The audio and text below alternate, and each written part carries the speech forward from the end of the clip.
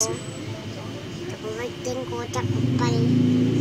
Alexis, sabi mo, what shape is this? Tik mo yan. Hindi. Alexis, sabi mo, what shape is this? Tik mo yan. Ay, mamaya na. Sabi mo muna. Sabi mo muna, what shape is this? What shape is this? Yan. Rectangle.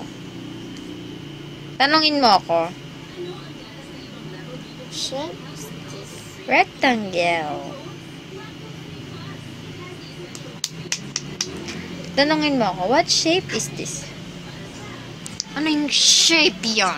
Malaking writing ko. Mamasok natin yung writing ko. Makikita yung writing ko. Nakikita. Ikaw din dito kay Angela. Hindi mo daw nakikita. Ikaw din dito kay Angela. Ano yan? Hindi mo daw nakikita. Ikaw din dito kay Angela. Hindi ko makita. No. Ay. Anong hugis yan?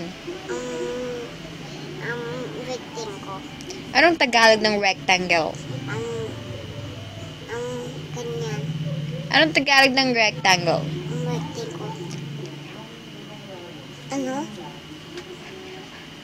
May haba? Dito ba yung haba? O gusto.